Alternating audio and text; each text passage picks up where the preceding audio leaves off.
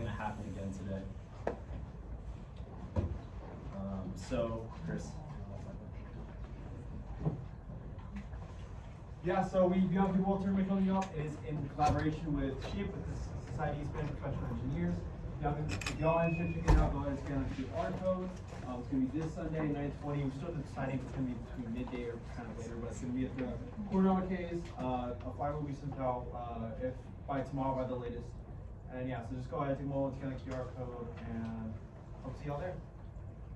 And also, these slides will be posted on the Discord, so if you guys can't get the QR code now, you can do it later. All right, and then for the project team, we got the interest form up, so it's gonna be hands-on projects. You don't need any experience, and then it's a great opportunity to compete and travel with the team, as well as boost your resume. And then just a little bit about it. Normally we have weekly meetings. And then this year there's gonna be multiple projects to work on, which you can find out more about on the interest form. And then since there's multiple projects, there's gonna be even more leadership opportunities within the projects. So yeah, boost that resume. And then there's a lot of sub-teams within the projects, which are like electrical and then mechanical. Whatever you're good at, if you're interested in it, join it. There's the form. We'll send out the link too if you miss it.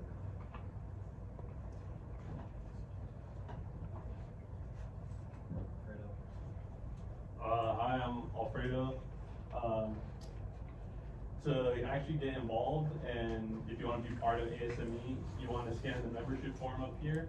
And it's actually a requirement to be part of the project team to be a paid member. And up until next GBM, it's going to be $20. So this GBM and next GBM is still going to be $20. After that, it's $25. So I'd get on that like ASAP. Also, another thing that this isn't just like a SCSU membership. This is a national membership, so all this money goes straight to the national board, and then basically you're a part of the organization. You have all the connections on LinkedIn. There's a whole bunch of opportunities on there as well for training, so I definitely recommend it.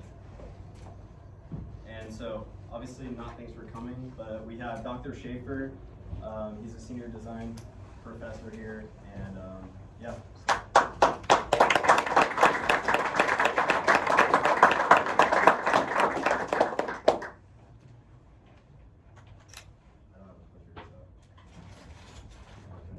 I'll do it for you, yeah. All right.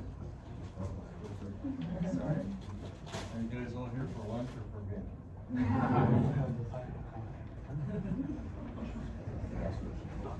All right, thanks for inviting me. I know you guys have been trying to get me to come and couldn't work out the schedule, but this is a good time. Yeah. So I do teach senior design. This is my 8th year in mechanical engineering. A big change this year, though, is we've really gone interdisciplinary on our projects. We started that the second year I was teaching and joined in with DCE, but this year every single department, AE, civil engineering, and C, are now joining us on projects. And then next year we may have some joint projects with computer science or the College of Sciences. So that gives you a real opportunity on what you do as a senior designer working on engineering. Well, my background is one that I am a Cal State, product, you might say. I went to Cal Poly Pomona, graduated in aerospace engineering, and then went to work for Northrop. That's before they were Northrop Grumman on the B-2 stealth bomber. That was way back in 1984. Hard to believe. A lot has changed since 1984. I didn't know that this was going to end up being a 35 or so year career, but it was. And I stayed in military aircraft my entire career. You can see all the different aircraft acronyms up there that I worked on. I finished up here in San Diego working on the autonomous aircraft, things like the Global Hawk and the Triton. You can see I also got a master's and PhD at UCI.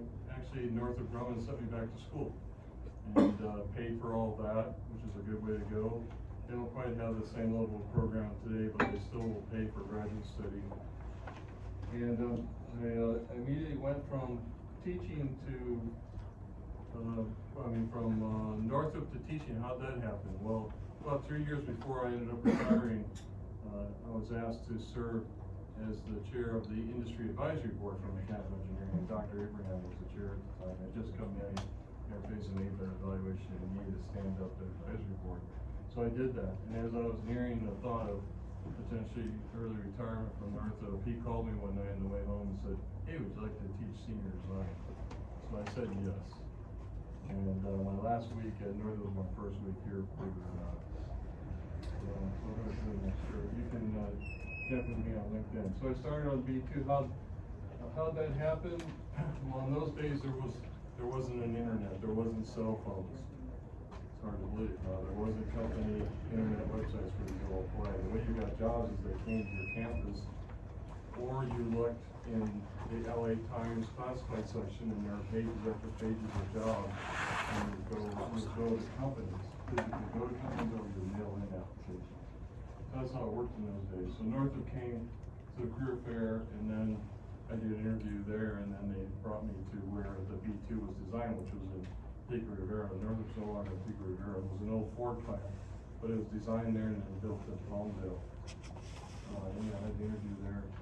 You go to the next chart. So I got my job. You can see my resume is on the left and my offer letter's on the right. The markups on the resume were actually from the hiring manager and the recruiter. And I had done my senior design project at Cal Poly Pomona in the wind tunnel. It wasn't like the projects we have now. They're basically one semester, or it wasn't an industry sponsor. It was a lot more relaxed than what we put you through now. But nevertheless, because I had done that and I put it on my resume, that's how I got the job, because the person hiring me was the wind tunnel manager. Right, so it was a direct result. That's exactly what the whole resume and job seeking process is about. It's about you getting flagged to come in and do an interview. Once you get the interview, then it's all about your storytelling. The storytelling about what you've done in life and what you want to do going forward, and why you're the best fit, and then you get the job. But the main thing is you want to get the interview. And so we'll talk more about that. You see my offer letter on the right, $27,040 in 1984. Of course, that's in $84. What are you guys expecting when you graduate? Anyone? For salary? Come on, throw a number out there. 70 minimum, but I have a higher offer. Anyone? 85. Yeah, those are good numbers. I am seeing numbers over 100 now though. So, but it is a harder market. You guys have heard that? Do you think it's gonna be easy or hard to get a job? Hard, very good. Very hard. All right, we'll talk more about that. So I decided today to talk about getting jobs and then advancing a bit in your career. So, and again, I'm bringing my 35 years in Northrop Grumman, but I continue consulting. So not only am I teaching, I'm still staying active in industry and consulting. And I did consult for Northrop for a while, but not doing it anymore. I'm doing some other industries. So I'm staying active in that regard. Go to the next chart. So let's think about this. For college new hires, especially in that category, college new hires, it's actually different for companies than pretty much anything else in terms of hiring that they do. They have very specific processes where they identify which colleges they want to go after for recruiting. You can imagine if a company went and had to go send out recruiting teams to college fairs, they're only going to select the top colleges they're interested in, right? It's too expensive. So if they are showing up here, that means they've already identified San Diego State as a primary source of graduates. So that's a good sign, because you're competing with all the other mechanical engineering graduates of your class across the country or even the world that is applying for the job that you're going for, right? But if they're coming to your campus, that's a good sign. So what they'll do in the HR department, which is usually where the job is of acquiring talent, they'll designate certain HR talent acquisition folks as the college recruiters for that year, and they'll go to the colleges. They may also bring along with them, especially for engineering, some people from the engineering side. But it's really quite a bit different than usually in some talk about the larger companies now, mid-sized to larger companies. Smaller companies could be quite a bit different. But they're really basing this on a projected number of college entry folks that they need for any given year, as opposed to a manager in engineering department saying I need a person in this job, and then they put a requisition in, and then that gets posted. This is different. They'll do it more on this quota because they're going to start early. They're going to start in the summer before, certainly by the fall, before the following summer and fall, when they're going to bring people on board, they'll start recruiting that far ahead of time. So a year ahead of time, they start the process.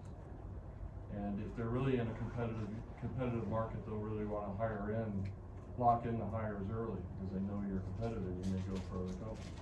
But that's how it'll happen. They'll come to campus, they'll focus on the campus. Now, as I said, if they're coming here, that's a good sign.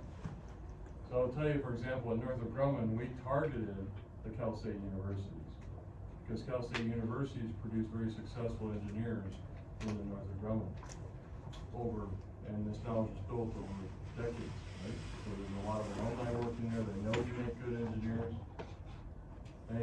They asked me, well, how many people have you hired? So I spent about half my career at Northrop, half of that 35 years in core engineering, and the other half in leadership. And I retired as a director too. So I had hundreds of people working for me. I had managers and directors working for me, and I hired confidence people. Right? So I hired a lot of engineers. And I always favored, maybe it's because I was a Cal State alumni, I favored Cal State students. But why did I favor you?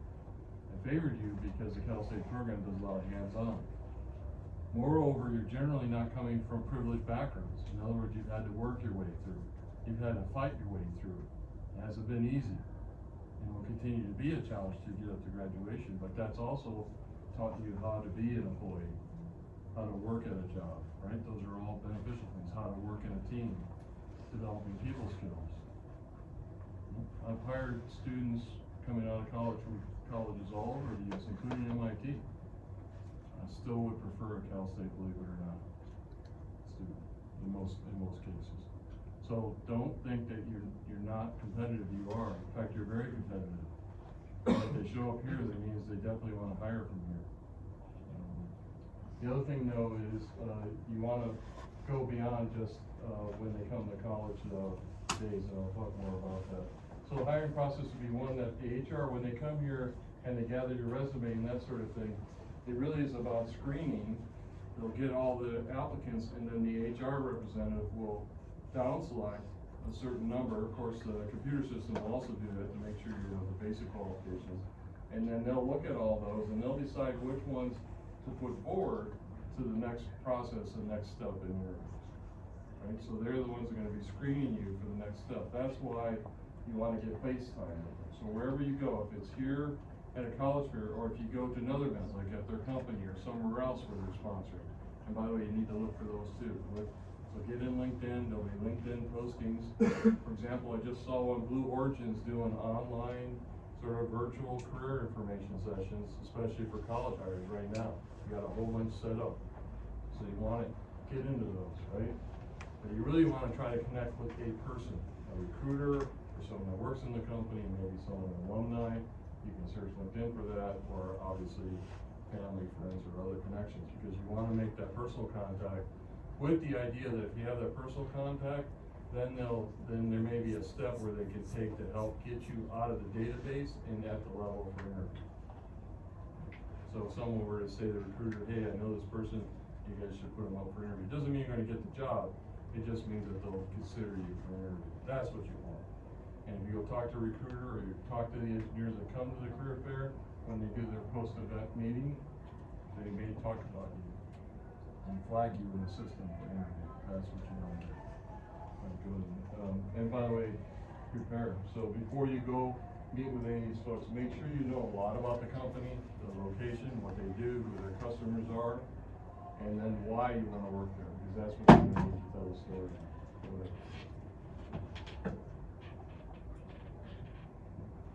You have to be persistent, right? Now, I hear a lot of stories from my graduates, and I help people out as they go through the program in terms of questions like we're talking about. I present a lot of the same information as senior design, so you get a little advanced content here that you have to wait for till you get to your senior year. But the fact is that most of the applications you'll do, you won't hear anything back from, especially today with electronic, right? You apply, and there's really no way to even contact them. They do that on purpose. So if you get a 10% response rate, count yourself lucky. Now, a lot of students will come and tell me I've applied to 100 jobs. I haven't heard anything. And just talking to an alumni yesterday was I wanted her to come back and be part of the alumni panel for senior design. But she graduated 2 years ago and she really struggled to find a job. It wasn't until she focused her energy on a particular group in an industry, in a particular set of companies, that she then got success. In other words, the idea of sort of peanut butter and just applying everything is not a successful formula. You really wanna focus in, go after the companies you're interested in, go after the industry you're interested in, get contacts where you can, get those people connections, and then aggressively apply to those companies. And she did that, and that resulted in 2 job offers that came in at the same time. So then the dilemma was, which one do I pick? And I spent some time on the phone with her about that. She picked a startup company that was in San Diego, which was pretty interesting. But that's the thing that you gotta do. You really gotta focus in. You gotta put your energy on the companies you want to work for. Go ahead, make sure. Once you do get that interview, then you definitely wanna follow up. You should follow up, same day with a thank you email. It doesn't need to say a whole lot. You just kinda reiterate, that you're thankful for the time, and maybe a little bit of still what you came out of that interview with and why you wanna work there. The main thing they wanna communicate is your passion for working there, and that's something you can put in the resume, by the way, as well. So, actually, the cover letter is probably better for that. So, yeah, I get students to say, should I have a cover letter? Yes, you should. And the cover letter should really cover things about why you wanna work for that particular company, what your passion is. Resume, by the way, you should have a standard resume, but for every job you should tailor it. Don't use the same resume for every job. You tailor it based upon what the job description says. So look for keywords in the job description, and then if you have some experience related to those keywords, then make sure that's reflected in your resume. Think about my job, wind tunnel. If I hadn't put wind tunnel in, then Rocky Rockwell and Landry Harden would never call it wind. Wouldn't know the circle. So you follow up. Before you go, one thing you wanna ask at the interview is, when should I hear back? If they say 1 week or 2 weeks, then if that time's gone by and you haven't heard from them, then follow up with them. And that would be start with an email, but don't be afraid to call. But the only person you should be contacting at this point would be the recruiter, not the hiring manager.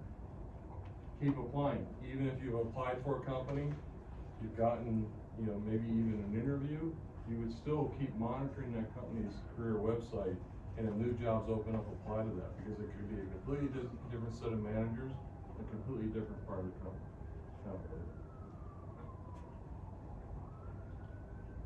Alright, first employment offer. So you've gotten through the process of getting some connection, getting the interview, and then you've been successful with that, and now you've gotten the employment offer with that $80,000 number you're so interested in, right? I want you to know that when the company gives you that offer, they're already gonna know what the market rate is for a mechanical engineering college graduate, for their company, industry, at their location. By the way, the offers will be different for the same company, same job, if the geographical location is different. If it's a higher cost of living, that job offer is probably gonna be higher than if you're in a city that's a lower cost of living. Even if it's the same company, they'll adjust it for that. And this is also something you need to consider in the offer. Would you take an offer for $100,000, but it's working in the Bay Area, where it's extremely expensive to live, or $80,000 down here, even though San Diego's not cheap anymore to live at? But you get my point. You spend a lot more on rent in the Bay Area than you are gonna be down here, so that's part of the consideration. Realize though that that job offer is gonna be at the market rate. They already know what their other college hires are getting. They already know what their competitors are paying.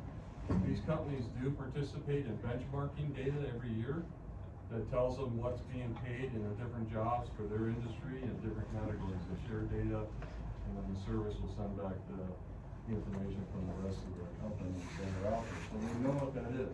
So they're probably not gonna give you a low offer. They may not give you a high offer, but it would be a fair offer is what I would say. But what you really need to consider, and I know you're locked in at that salary number, you really need to consider, first of all, is it the company you wanna work for? Is it the thing you wanna do? And if I get the question, if you come to me and give me a question, which of these 2 offers should I take? Like the student I was talking about, so one may pay more and the other one pays less, but you're more passionate about that, which one would you take? and that was exactly her case. One was a very stable company, been around for a long time, pays really well, was an interesting area to work in, but not necessarily her passion. The other one was a startup that pay as well, definitely more passion, you know. So my general advice is go with the one you have the most passion for. Because if you go the one that's just about the money, you probably won't be happy. So you wanna consider that. And then total compensation. So this is really the key question. So when the recruiter gives you the offer, you really wanna understand total comp, and you should even ask them that. What is my total compensation? Every year, SDSU gives me a letter that says what my total compensation is. Now, I don't teach for the money, by the way. We don't get paid very well, but the benefits are good. And when I first started, I didn't even know I was gonna get benefits. So we get good medical, there's even a retirement plan. I didn't know, but I get this letter, and the letter shows just how much more those things are worth, since I don't get paid very much in the scheme of things. Those other things make it, you know, really amplify that number quite a bit. But the same thing in your, whatever company you're gonna work for, so you need to look not just at the salary, well, what are the other things that they provide you? Health benefits, paid time off, is there educational benefits? If they do retirement savings match, they may say they have 401k, but the real question is, will they match? So in other words, if you put 4% in, will they put another 4% in? And if they don't say that they do that, they probably don't have it, so that means you have to ask them. And then, of course, will they pay you on your relocation costs, like if you have to move, or if there's any signing bonus that would be part of that. So it's that total package that you really wanna count up, because you could go to work for a company, pays pretty well, but offers you no health benefits. Right? And be cautious about any jobs offers that are about contracts and not as an employee. So you come as a contract, you have no benefits at all, you really have no rights, you can be let go at any moment. It's not a good way to go. You really want a regular employee position there if you can. And then you wanna look at future growth potential. So, does the company have other opportunities? Are there other locations you might work at, other products you might work in? How stable is the company? All those things to consider. Who would you be working with? How challenging will the job be? And a good way to research all this, by the way, is go to the company's investors page. It's their publicly traded company. Go to LinkedIn, look for other people who work there, look at what their careers look like, those sorts of things. It becomes really interesting once you get that data. Go there. Any questions so far? I have a question. Yeah. How quickly did you progress throughout Northrop? Like, and when did you decide that you wanted to take on a more leadership role? Yeah, so when you come to senior design, I'm actually gonna show that chart. I'm gonna show you a chart that shows the exact progression year by year. You can actually go on LinkedIn and see it right now. So, and that chart I had made many years ago before LinkedIn, because in the company we wanted to tell our employees what the opportunity was, what a career ladder might look like. Now you can just go and look at LinkedIn. But I progressed pretty steadily through all the engineering ranks, pretty much at the time that they were expected. And then it was after I got my PhD that I went into a management rotation program, and that kind of launched me. It wasn't, you know, it's one of these things, it's always, by the way, if you think you're gonna go to a company and they're gonna have a career plan for you, they're not. They're not gonna have a career plan or career trajectory for you. You've gotta make that happen, and you gotta figure that out. But, and you always need to have a plan, you always need to keep your resume updated, because you never know when you're gonna get that call that says, hey, send me your resume, we have an opportunity we're considering you for. So you wanna have it up to date. But you'll have that, you'll have a plan in your head, but the reality of what your life will become is probably gonna be something. So I did this program management, rotation program, and then that launched me into management. Any other questions? Okay, now once you get inside the company, these are the things that I recommend that you do. Build your people network. So critical. There are 3 sources of knowledge that you carry around. Your tacit knowledge, the stuff that you have in your brain. And there's the explicit knowledge, which today has changed dramatically. In the 1984 days, it was what's in your textbooks, which you don't even buy textbooks anymore, right? It's what's in your files, you know, the actual physical files. And they used to say it's the stuff that stays in the building when the lights are shut off. That's not true anymore, right? Because it's all about electronic access. And now it's even more interesting with AI and those sorts of tools. So be cautious with that, because there's a lot of knowledge not available through Google search or AI, such as the things that the library provides through their subscription service. But nevertheless, that's called explicit knowledge, and your ability to tap that knowledge and access that is critical. The third part, which most people don't think about, is your social knowledge, your people knowledge. Who do you know? Who knows you? And I'll submit to you, this is very, very critical. In fact, most of the jobs that I've gotten through my career were not because I applied, it's because I was asked. Because the people knew me, because of something that I did with them in the past, or my reputation that I had built. Or it was someone telling me about an opportunity that was there, and then I decided to go check it out. That's how those jobs came about. So having a strong people network is critical. So once you get into the company, you want to build that. And you know, obviously you're going to build it with the team that you're working for, but you want to go out and do more. Connect with others like you're doing here. You're building your network here. This is so critical.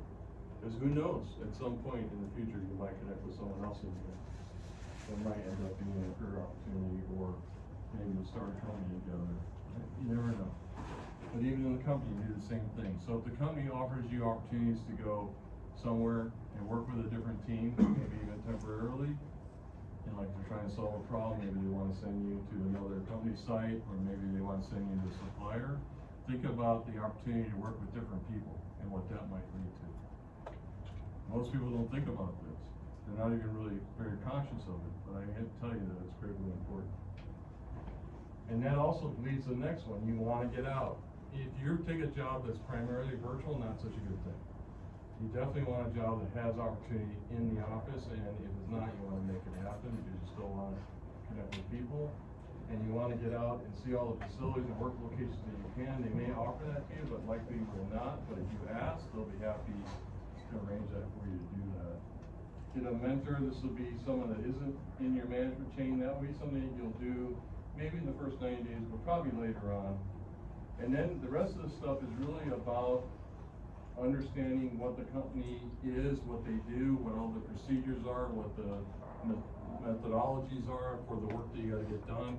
And then if there's any tools you gotta get knowledge on or get trained in, maybe a new CAD system you haven't used and you need to get that training, whether they offer it or not. We'll be talking more about this in senior design. Be careful about your communications now. Everything is traceable. And by the way, nothing in your company, none of your personal, none of your company emails, none of your website visiting, none of your chat messaging in the company on the system is private to you. It's all discoverable up to and including in court if there were to be some case like a Boeing 737 disaster. Some of those you left, but some of those people lost their jobs because chat messages came out. And then Boeing had to release it to the government, and then it got in the press. And these are the one I show is chat messages between two test pilots. And one of them was then further indicted on federal criminal charges because of that chat message. Is one piece of evidence. Good. All right, let's see. First, attrition rate is high for college entry, meaning once college new hires into companies, the attrition rate's very high, up to 50% in the first 3 years. Some companies actually will not hire very many people out of college because they know this. They'll rather wait where you get some stability in your life and what you want to do career-wise and then hire you. That's a tactic sometimes. You may notice that. You may try to get into a company. I know one that used to be a sponsor for us, it's still a sponsor for us, that actually did very low college hiring because of this. But they know this. So one of the ways they combat against that is they'll put you into a rotation program. That's very common. And you think, oh, this is pretty cool. They got this all about development for me. Not really. It's all about keeping you there. Because the idea is if you come into your job and you don't like it, you have the promise of another rotation coming up. So that's one way to counter that. Let's see. So I already covered some of this. So go ahead and make sure. All right. Then the next thing I get, and it's so interesting, college hires come into the company and they want to know, when do I become a vice president? When do I move to the next level? Well, a lot of the rules have changed certainly over time. It used to be that you had to put time into a job, and if you didn't have so many years, you probably would be considered. It's really not the case anymore. And if you doubt that, just go look at LinkedIn. You can see people that really move quickly. And it used to be that you had to stay stable in a job for a while before you moved, because rapid moves would be a red flag. And it was definitely for me when I hired. If I saw a resume where you moved every 2 years, I wouldn't even interview. But today it's becoming more common. And people are moving between companies rapidly. A big part of that is because there isn't pensions anymore, so there's not a lot to hold you there. And then there's a lot of startups that are happening and new opportunities. But for a company to decide whether or not to promote you, it's first gonna be based on, do they need a person in that next level? That's what the first thing is. So manager says, oh, you've done really great, and you say, yeah, I'd like to be promoted, then they're really gonna look at the things on the left. Are you making a difference? Do you have some experience? Are you making a difference? Is your reputation good? Have you built your skills? Have you gone back to school, for example, or just built your skills on your own? And you'll also be looking for how much you differentiate yourself with your colleagues. Same thing in college, right? If you just do a resume that shows that you did the bachelor's in mechanical engineering and not much else, maybe just some standard jobs to make money, you're probably not gonna get interviews. You're just telling them flat out. Because everyone competing for those jobs has that. Everyone has a bachelor's degree. And when you put in things on your resume like I took this course or that course, like fluids or thermal, I wouldn't probably even bother doing that, because everyone with a bachelor's in mechanical has that. You already know that.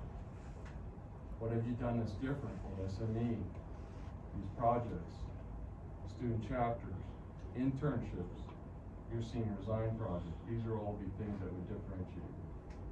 And those are all gonna be, got it. In fact, they won't even consider you if you don't have a bachelor's degree. That's just kind of a minimum check the box.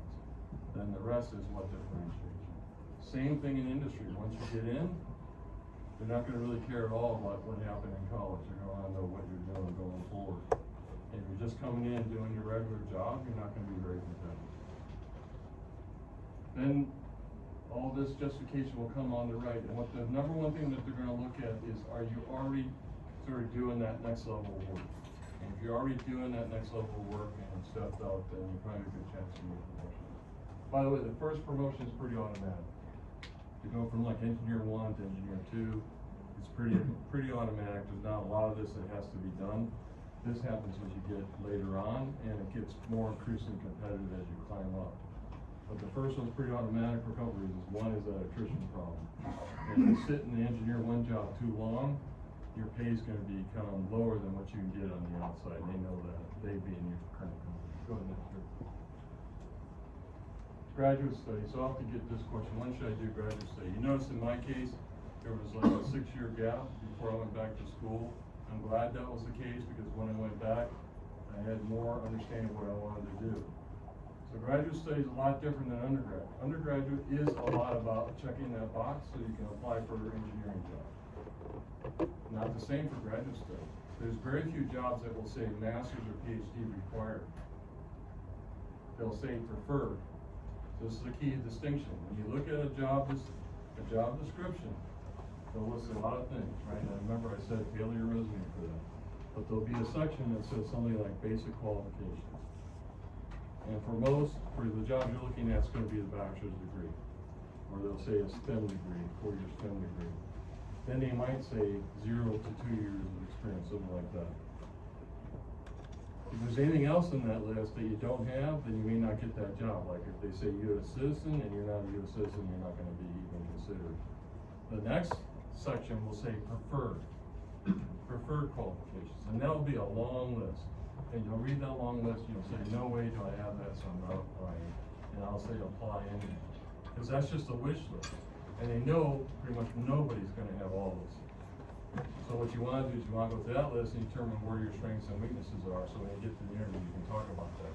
And be honest about where your weaknesses would be, if it comes up. You don't wanna pre-offer that weakness, but if they ask, then you'll be ready. Anyone follow me on that? So still apply even if it has that. And usually the master's or PhD will be in that preferred, right? But not basic. This is a legal distinction, by the way. It's a legal distinction. So when graduate study? So I say it's not a matter of if, it's a matter of when. But the difference is graduate study is really about gaining more knowledge in a particular area that you wanna spend time on your career. It still may not work out that way, because life's the way things go in life. But there you wanna pick a school and a program that has the specific things you're interested in, that has a professor or professors in a research area or a center around the things that you're interested in, that's the school you wanna go to. And that's the program you wanna go to. And it's not gonna be so much about the fact that you have that degree, it's the fact that you have that knowledge. Everyone follow me on this? So if you wanna be competitive, you're either gonna develop all those skills and knowledge through job changes, but you just have to go look at LinkedIn and look at people who have careers that you might be interested in, see what they've done, and most of them have gone back to school at some point in their career. Now, another good idea is if you wait till after you get into a job, usually companies will pay for you to go back, to pay your tuition and things like that. And a lot of schools will have part-time programs going that people are employed. Master's degree does generally count as 1 year of experience.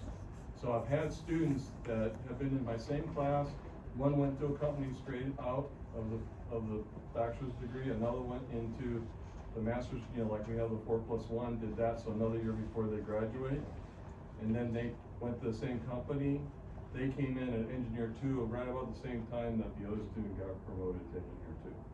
Because that master's will typically be counted partially in terms of experience, and at Northrop it was +1 year of experience. And by the way, your engineering, so Masters of Science is generally preferred, but if you want, either you're gonna start a company or go more towards management or business, it's not bad to do the MBA.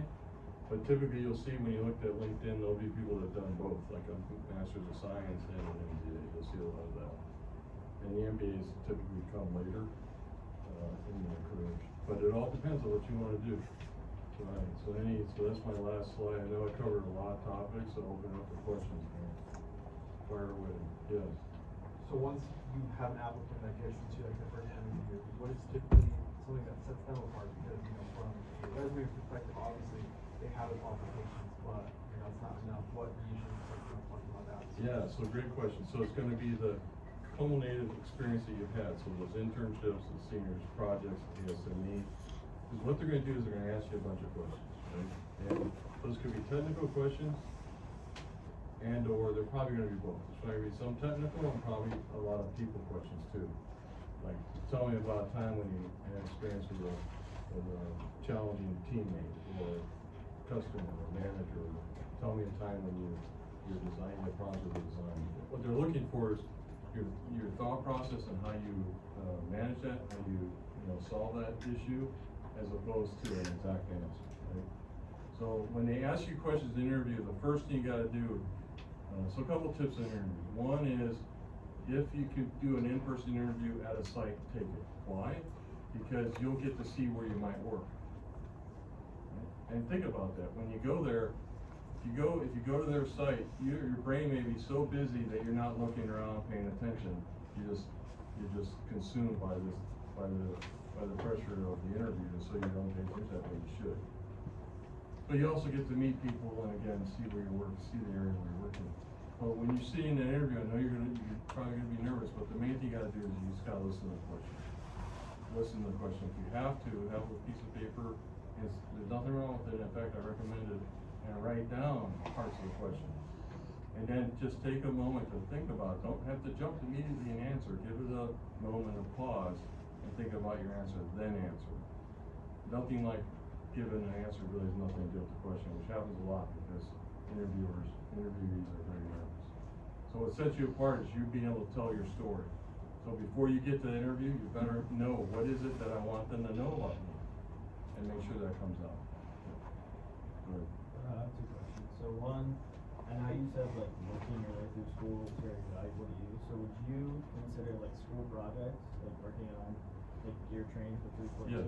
senior design, that more valuable, or other jobs that you've done that aren't directly related to the school? Because you only have so much school. Right, so you got it right on. What's the resume? They say 1 page for college, right? That's probably still a good rule, but ignore the rule if you got a lot of experience. Like if you work or were in the military or something like that, or had worked a long time before you decided to come back to school, then you don't have to go by the one page. Mine resume now is like 4 or 5 pages, right? But so to answer the question, it's real estate. When students bring me a resume to review, the main thing I'll start looking by, are you repeating? Like if you talk about SolidWorks in a skills section, you don't need to say it anywhere else. Just think about it, it's real estate. So the answer comes into, do I wanna talk about 314? Or do I wanna talk more about my senior design project, which is sponsored by an industry, right? Which really counts as a job experience versus the 314 is a class project. What about like odd jobs, like? So then I would say pick the 314 over the odd job. Because the only, think about from the hiring manager perspective. So let's say you went to work in Amazon, right?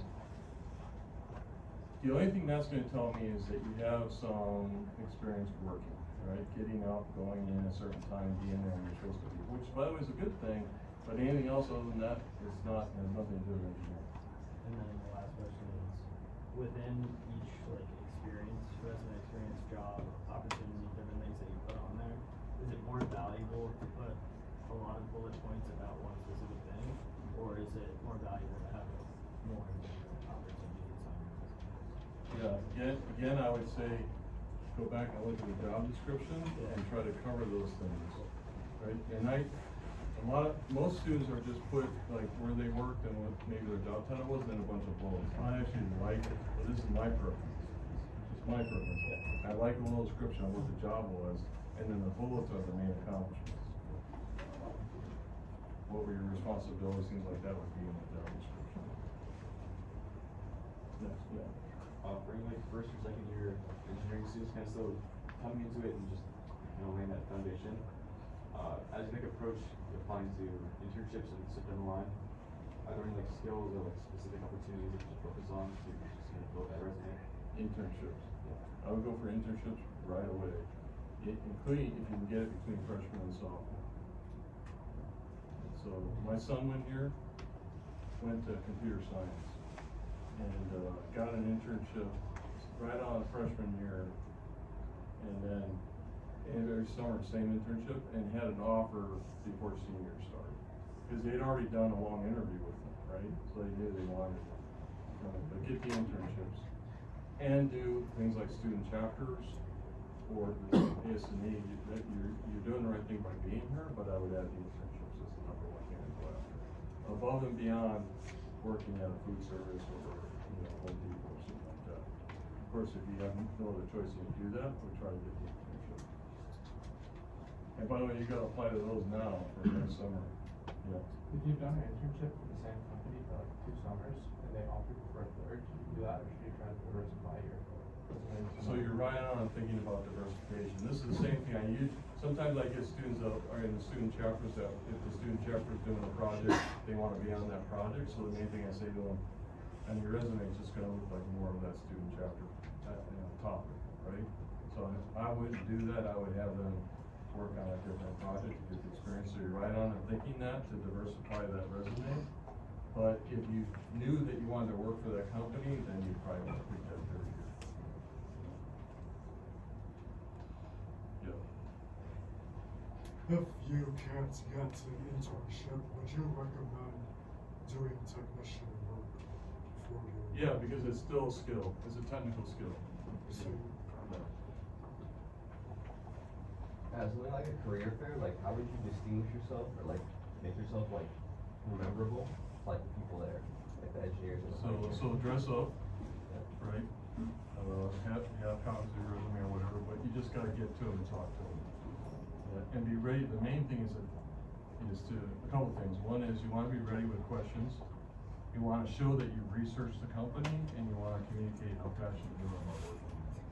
That is the main thing. So they'll be impressed with you asking 1 or 2 kind of deep questions, and then also showing your familiarity by asking those questions, but then you want to seed in why you want to work there.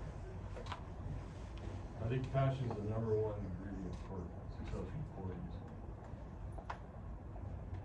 So SCSU has a 4+1 program for mechanical engineering. So 4 years bachelor, and then if you have a good enough GPA, you do a 1-year master. Would you recommend going into that master's in mechanical engineering here or going somewhere else to specialize, say, industrial engineering at Berkeley? Well, so that would be, you know, if you wanted to do that field and you thought Berkeley was stronger, that would be the better choice.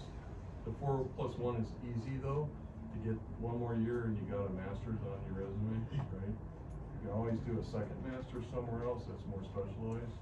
So there's pros and cons to both choices.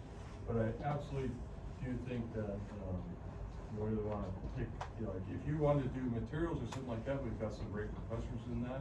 So that would be a good choice to pick. And if you already have a relationship established with a professor, another good reason to do that. Yeah, I'm sure. Yeah, sure. Next question.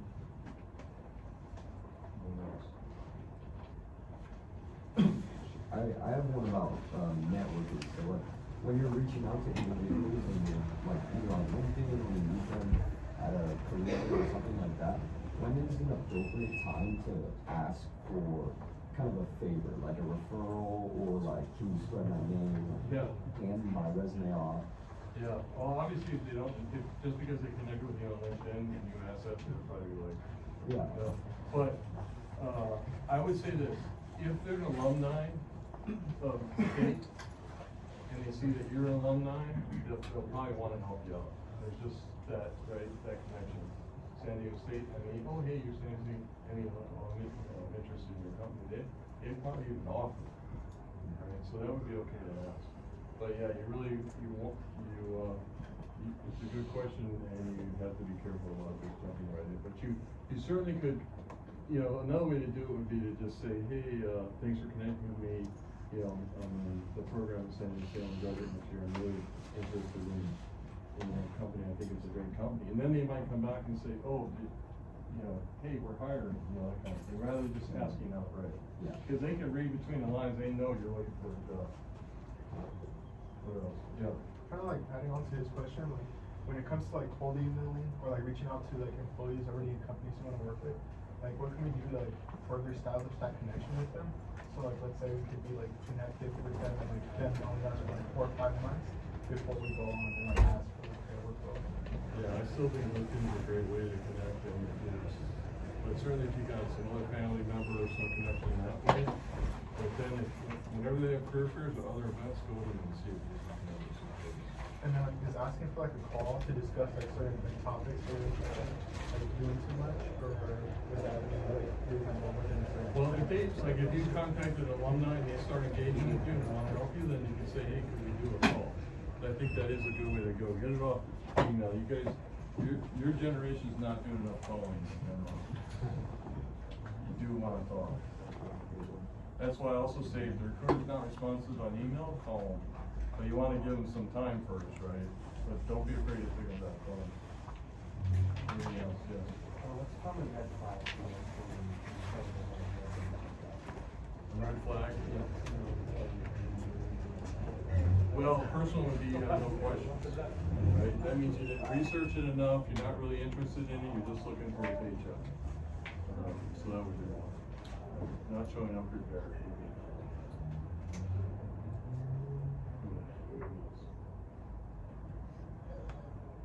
All right, so I will see you in senior design more than likely at some point. You'll see some of these slides again, but I'll give a lot more story. Before you guys go, let's all take a picture with Dr. Shaffar up here. We want to just huddle around.